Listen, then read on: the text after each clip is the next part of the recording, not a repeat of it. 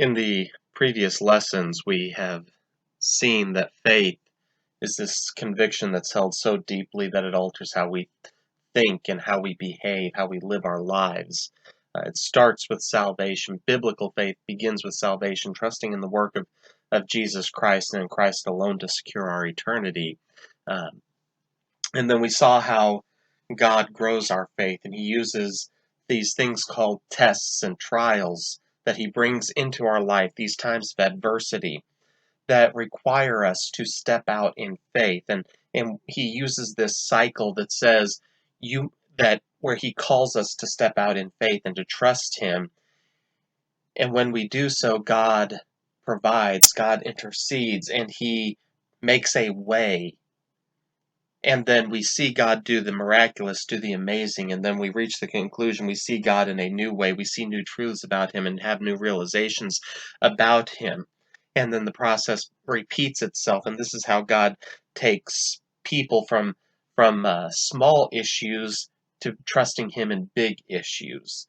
So, for instance, in the case of Abraham, as we noted, He took Abraham from Abraham, I want you to move, to Abraham, I want you to sacrifice your son, on two very opposite ends of the faith spectrum. And the way that Abraham got there was by these smaller steps, these moments of God calling him out to trust in Him. We saw that prayer is a very essential part of faith. The prayer and faith go hand in hand, and that effective, powerful prayer requires faith. And it is this realization that if God chooses, He can intercede, He can do what I ask, but even if He says no, He's still God, He's still on the throne. And then we saw that God has a plan. He has a purpose, and He is going to act and operate according to that plan and purpose, regardless of what we want, regardless of what we think. Now, He can show grace and He can show mercy, but He is going to operate according to that plan and that purpose that He has set, and that we can trust in that. And as a believer, if you know Jesus Christ as your Lord and Savior, the ultimate end, the ultimate conclusion of God's plan for you is positive. It's good. That doesn't mean everything that we go through we enjoy. That doesn't mean that we look at every experience as a positive experience or a positive circumstance. That means in the end, i.e., eternity, everything works in the positive. And we've looked at all of these principles, but now we come down to kind of the nitty-gritty today. When you're actually faced with that trial, when you're actually faced with that test, when you actually come face to face, when God calls you to step out and trust Him. In 1 Samuel chapter 17, we have a story that you're probably familiar with. If you grew up in church, you almost certainly have heard this story taught and preached. It's the story of David and Goliath. But there's some very, very important lessons and important principles and important practical, this is what you need to do in the times of trial, in the times of hardship, in the times of difficulty. And we're not going to look at every single verse in this chapter. It's fairly long, but we want to look at several sections in there, and we'll see the overarching story. Of course, when 1 Samuel 17 opens, the Israelites and the Philistines, two different people groups, they're engaged in a war. Israel has anointed Saul as its king, their first king, and Saul is leading his people up against the Philistines. And they come to this particular valley. The two armies meet at this particular valley about 15 miles west of Bethlehem, where Jesus was born. And on one side, what we see, is that the Philistines camp on one side, the Israelites on the other. In fact, beginning in verse number 3, it says the Philistines were standing on one hill and the Israelites were standing on another hill with a ravine between them. In other words, they camped on opposite sides of the valley. It's not just saying that they were standing there, that's where their camps were. It says, then a champion named Goliath from Gath, that's a city, came out from the Philistine camp. He was 9 feet 9 inches tall, and he wore a bronze helmet and bronze scale armor that weighed 125 pounds. There was bronze armor on his shins, and a bronze sword was slung between his shoulders. His spear shaft was like a weaver's beam, and the iron point of his spear weighed 15 pounds. In addition, a shield bearer was walking in front of him. So you have Goliath, 9 foot 9 inches tall, you know, about 3 feet and 9 inches, about really almost about 2/3 an additional full-grown man tall, and he was appropriate. His proportions were matched. He wasn't a 9 foot 9 tall beanstalk. He was a big, muscular, strong man. His armor was made of bronze, which the metalworking of the day, this was early on in the Iron Age. Iron was just a new technology that was just coming into play. They had just learned to be able to craft it. So bronze was really kind of the best at the time, the best for armor and military. The armor itself, just the chest piece, weighed 125 pounds. If you want to understand this, that's the weight, that's the healthy weight of a woman of average height in the United States. So basically, you have this 9 foot 9 tall. He's wearing an armor that is equivalent to the average healthy weight of a woman in the United States, of a grown woman in the United States.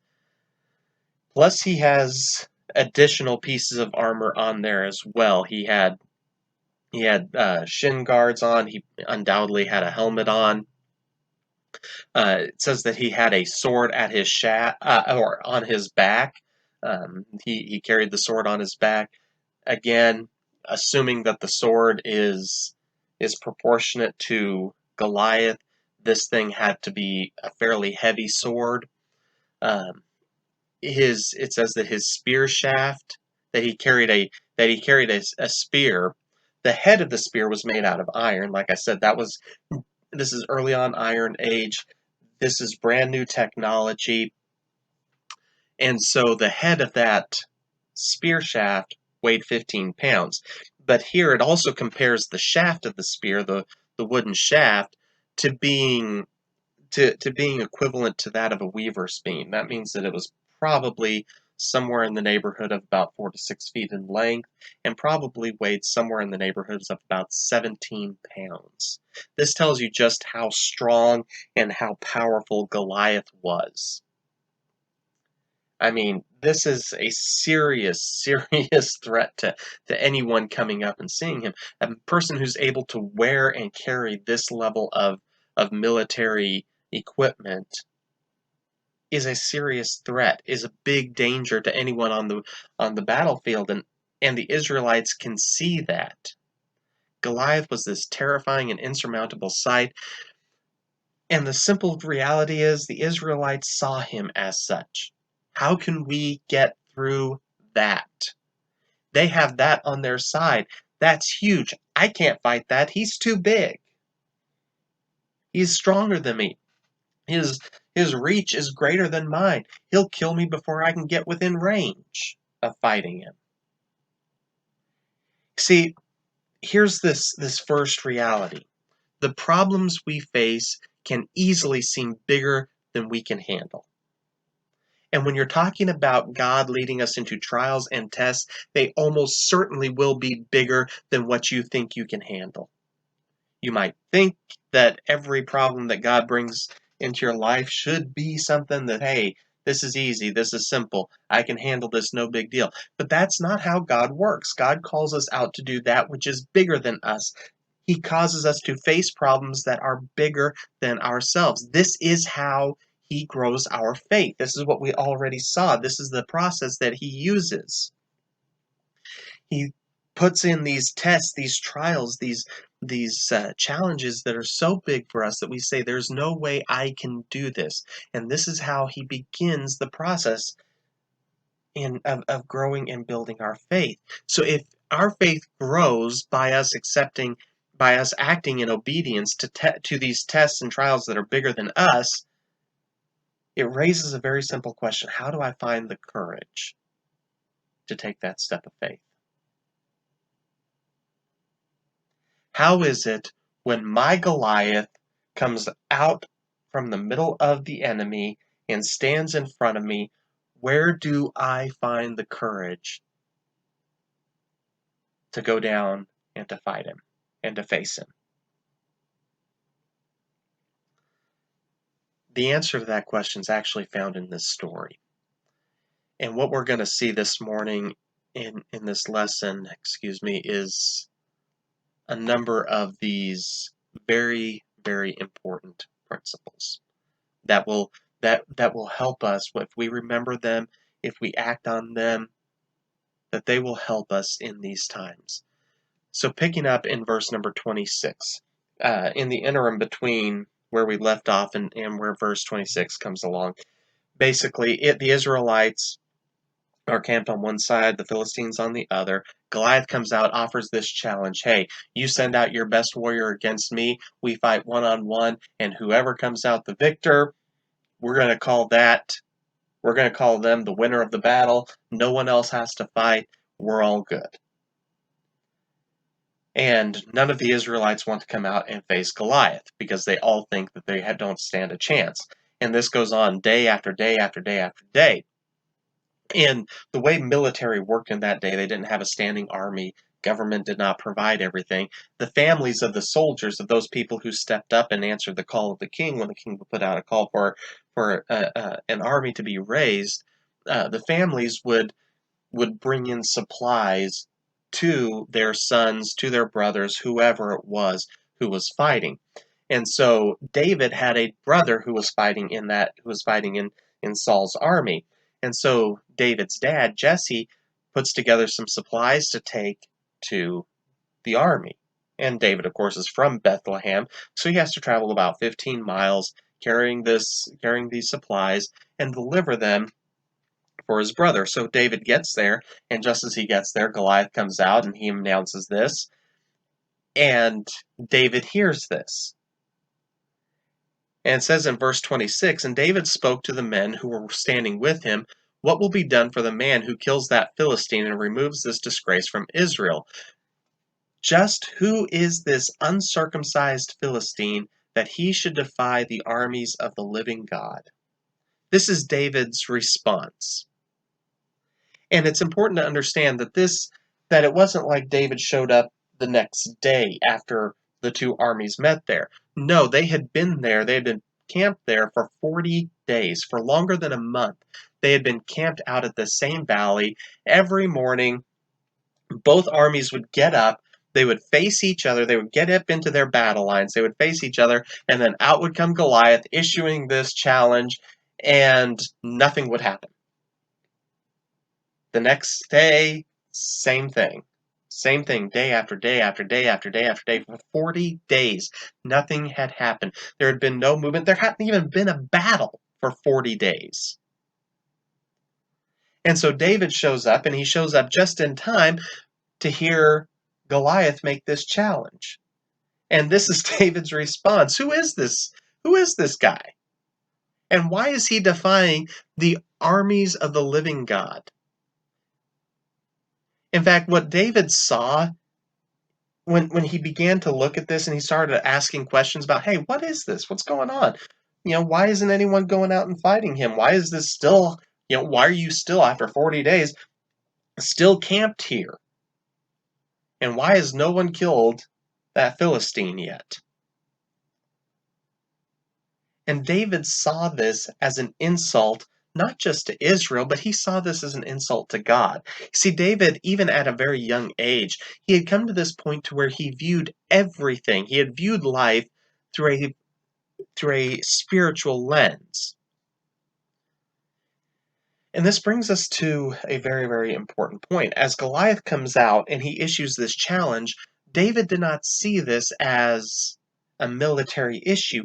David saw this as a spiritual issue. He saw this as an affront to God, to the living God, to the God of Israel. And the point is, this first principle that I want you to get is this: we must realize that the challenges we face are actually spiritual in nature. We oftentimes look at things and we think, well, this is a financial problem, or this is a physical problem, this is a family problem. This is this kind of problem. This is a mechanical problem with my car. This is a problem with my home. This this is a job problem. We look and we kind of categorize everything else. But the reality is, the way God works in the life of the believer is everything is touched by the spiritual. Everything falls into the spiritual realm. And we need to learn that just because I face a physical problem, there's a spiritual aspect to it. Just because it's a financial issue, there's a spiritual aspect to it. Just because it's this issue or that problem, there is a spiritual aspect to it. And we need to stop looking at everything as separate from God and look at everything from the perspective of God. That God is doing something, that God is the one who has made the decision to bring this into my life, and that God is actively doing something, and that God is immensely more concerned with the spiritual than he is with the physical. Not to say that the physical doesn't matter, because God is concerned with everything that concerns us. But the point is, God is primarily concerned with the spiritual. Because it's the spiritual that lasts. It's the spiritual that is eternal, not the physical. One of these days, your body is going to die. One of these days, you're going to die, and it doesn't matter how much money you have in the bank, or how nice your home is, or anything, because nothing lasts forever except the spiritual. And David, he's a young man here. He's probably in his mid-teens, early to mid-teens, when this event took place. But David already had the maturity to look at everything through the spiritual lens. And so David starts asking, and he gets told, well, the person, King Saul has said, whoever kills this Philistine, that he's going to give that person his daughter in marriage, and he's going to put all these great rewards on him and treat him really well and offer all these things. David's brother overhears David talking, and David's brother comes back and says, David, I know you're just trying to watch the battle. You're like a vulture, David. You're just wanting to see something bad happen. You're that person who slows down on the highway to look at the wreck. And in the meantime, someone has been listening to David, and they go back and they report to Saul. And in verse number 31, it says, what David said was overheard and reported to Saul, so he had David brought to him. Saul had David. He said, okay, who is this young man? Bring him to me. And David said to Saul, don't let anyone be discouraged by him. Your servant will go and fight this Philistine. But Saul replied, you can't go and fight this Philistine. You're just a youth, and he has been a warrior since he was young. So here you have this very, very fascinating moment where Saul comes in. Saul summons David in. And David comes before the king and says, yeah, I've heard what's going on. I've seen what's going on. Don't worry, I got this. I'm going to go out and kill him. And Saul responds, hang on a second. You're a kid. You're just a youth. You're a young teenager. You're not a soldier. You haven't been here. You're a kid. Now, that guy out there, he has been training all of his life. He has been raised to be a warrior. He has been trained from his youth on to be a soldier. You're not even full grown. You can't even grow facial hair yet. Who do you think you are, David? David's oldest brother and now Saul both told him that what you're saying, David, that you thinking that you can do this, it's impossible. It's impossible. It might not be impossible for some great experienced soldier, but for you, David, you can't do it. Really, kind of what you have happening here in David's life at this moment is David has come in. He's volunteered to kill Saul, or to kill, Goliath. And immediately, David's brother, Saul, everyone else comes around and starts telling him that you have this huge chorus come up. It's impossible to do, David. You can't do it. Everyone starts telling him you can't. And it happens almost immediately. And here's the simple reality. Our world is geared towards negativity. And the reason why is it's easier to be negative. It requires less energy to be negative. It requires less energy to be defeatist because you just stand still. To take on a challenge, to move forward, to be positive, it requires effort. And because negativity is the path of least resistance, it becomes easy to be negative. And especially for the believer who's trying to live in obedience to God in a world that does not love or respect the things of God, it becomes very, very difficult to live in obedience and to trust Him and to act in faith and not to be brought down by everyone who says that it's impossible. But here's the reality. If you want your faith to grow, if you want to see God work in amazing, miraculous ways that are beyond your comprehension, you need to learn to tune people out.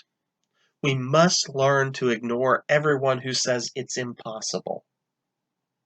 Because people will tell you it's impossible, it's impossible, it's impossible. You will get a chorus of voices coming in. You can't do that. It's too big for you. It's too challenging. Everyone will be more than happy to tell you that you can't. And it is of the utmost importance for your faith to grow, for you to successfully navigate the trials and the tests that come into your life and those hard times. It is imperative that you learn to tune out the negativity. And even from other believers, you will hear it's impossible. It can't be done. And sometimes you'll even hear it come from yourself. You'll have that little voice in the back of your mind telling you, you really can't do that. This really can't be dealt with. You might as well just give up. But if you want to see victory, if you want to see God do the amazing things, you have to learn to not listen to the voices that say you can't. So in verse 34, it says, David answered Saul, your servant has been tending his father's sheep. Whenever a lion or a bear came and carried off a lamb from the flock, I went after it, struck it down, and rescued the lamb from its mouth. If it reared up against me, I would grab it by its fur and strike it down and kill it. Your servant has killed lions and bears, and this uncircumcised Philistine will be like one of them, for he has defied the armies of the living God. Then David said, the Lord who rescued me from the paw of the lion and from the paw of the bear will rescue me from the hand of this Philistine. And here's what I love about David. Remember, he's a young teenager, young to mid-teens at this time. David comes back, he says, you don't know what you're talking about, Your Highness. I faced lions, I fought bears. I've been a shepherd for years, and I've had to protect the sheep from these predators that are bigger and stronger than I am. And every single time, God's always delivered me. I've killed them over and over and over again. In each case, God has given me victory. And if God has done that before, He'll do it again. This brings us to this next great principle, this third great principle, and it's this, that remember the past examples of God's faithfulness. Remember the cycle that we talked about, that God calls us out to do something that is so much bigger than us, that we think is impossible. And then once we act in obedience, God steps in. God provides. God makes a way. God provides. And we have this new understanding.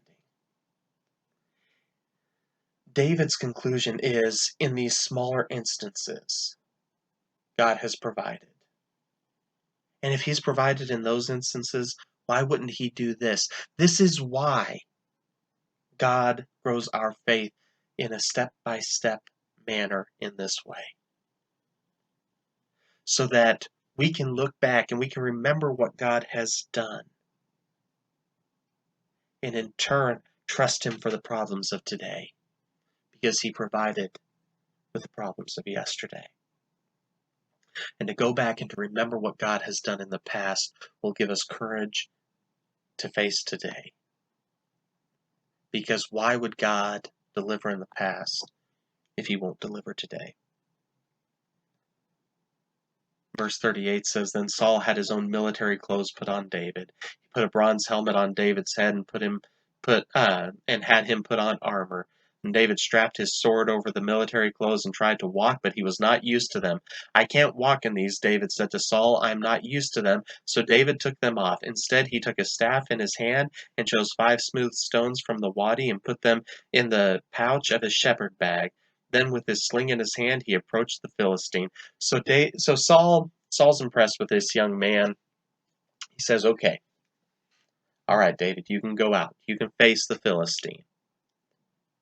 But David, I want to give you the best chance possible. Now, don't misunderstand. Saul is trying to do the right thing. Saul is trying to be a help. He's trying to assist David in this. He wants David to have the best possible chances.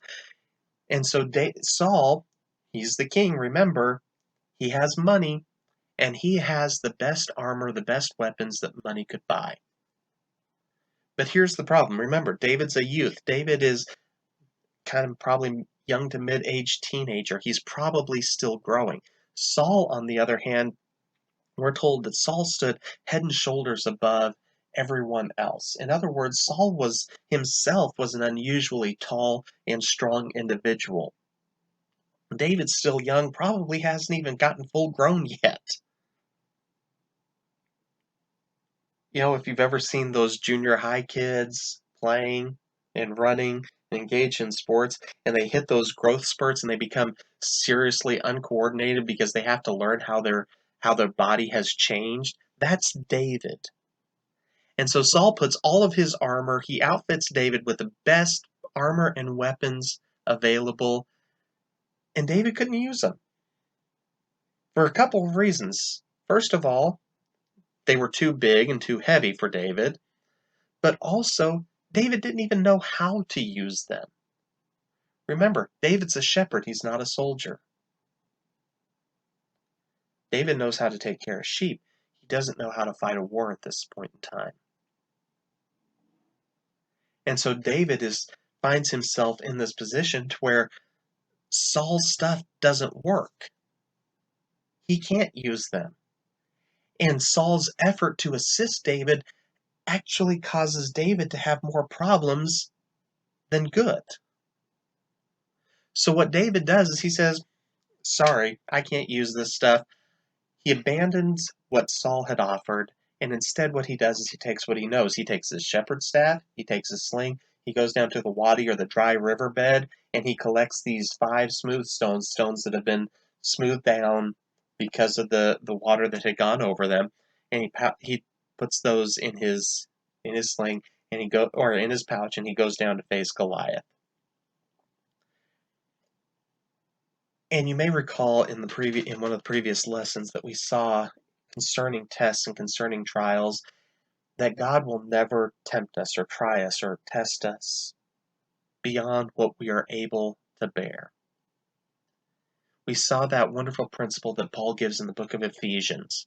And here's why this becomes very important. Because God, in the past, through the past events, through the past victories, through the past trials and challenges and everything else, God has already provided you what you need before the trial starts. So when you look across and you see your Goliath, whatever that Goliath may be, understand something. God has already provided the means to overcome that. God has provided the means to defeat that. You may not know everything that they are. You may not understand every aspect of that, but God has already provided everything that you need. And that's the most important aspect. As you prepare, as you look for courage, God provided in the past. This is a spiritual issue. This is not a physical issue. I'm tuning out those people who say it can't be done, and I know that God has provided in the past, and He is going to provide for this one. And God, somewhere, some way, has already provided what I need in this moment at this time. And so I'm going to trust Him. So David goes down to face Goliath, and Goliath starts mocking David. Who are you? What, why is it that Israel is sending out some kid to face me? How little do they look at me? I'm Goliath. I'm 9 feet 9. I have all of the best weapons and armor and here comes this little kid with a staff, and he's gonna face me? What do you think of me? I'm gonna kill you in a heartbeat, David. And you come to verse 45, it says, David said to the Philistine, You come against me with a dagger, spear, and sword, but I come against you in the name of Yahweh of hosts, the God of Israel's army. You have defied him. Today the Lord will hand you over to me. Today I'll strike you down, cut off your head, and give the corpses of the Philistine camp to the birds of the sky and the creatures of the earth. Then all the world will know that Israel has a God, and this whole assembly will know that it is not by sword or by spear that the Lord saves, for the battle is the Lord's, and he will hand you over to us. So David approaches Goliath with complete confidence that he would be victorious. Why? Why did David believe absolutely? Yes, he had the past experiences. But here's the important thing. David, remember, he's looking at this through a spiritual lens, not through a physical lens. David didn't see himself as being the warrior. He says, I come against you in the name of Yahweh, the Lord of hosts. He said, the Lord will hand you over to me. He said, when I kill you, all the world will know that Israel has a God, and everyone's going to know that the Lord saves. The battle is the Lord's. You see, here's David's perspective in this. David is not the soldier. David is not the warrior. David is the instrument. David is the tool in God's hands. That is how David sees himself. He's not the operator, he's the instrument. He's the weapon that God chooses to use. And in his mind, in David's mind, the issue was not, could David overcome? The issue in David's mind was never, can I beat the giant? The way David saw it was, God can win. God can overcome. God can defeat this. It may be too big for me. It may be insurmountable for me, but God can beat the giant. And this brings us to this important principle. And it's this: we need to adopt a positive attitude and expectation of God's intercession.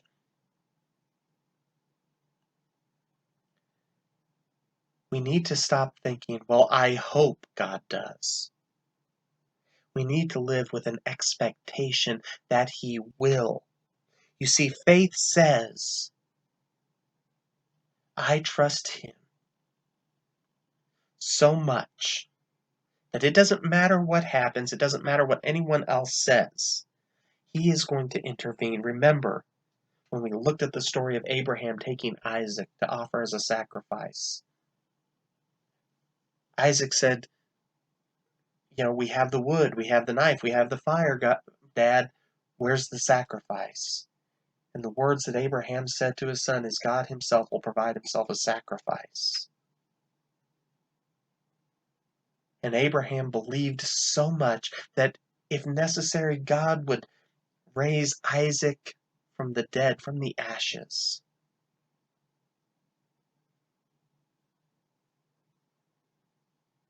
The problem that happens with us so oftentimes is we don't live with an expectation. We live with a hope. Hope is fine. Hope is good.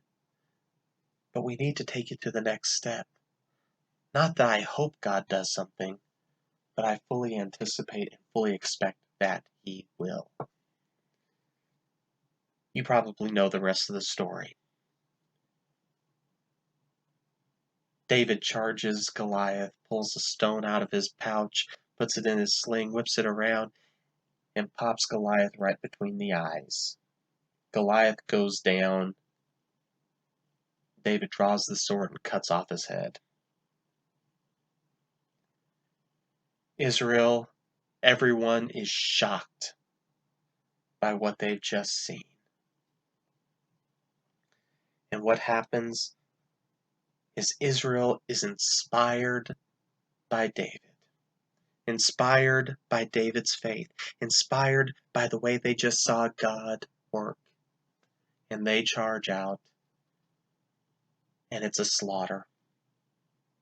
It's an entirely one-sided victory. It's a victory that only could happen when someone steps out in faith, says, I don't care what anyone else says. This is an issue for God. This is a spiritual issue. In the reality, it is an issue of spiritual significance, not physical, not political, not monetary. This is a spiritual issue. And God is going to be victorious in it. I don't know how He's going to work. I don't know exactly what's going to happen. But God's provided in the past.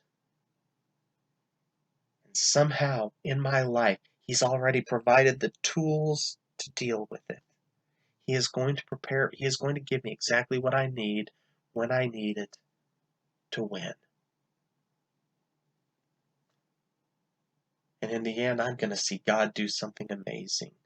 I'm going to see the 9'9" giant fall to the ground, killed by the young shepherd boy.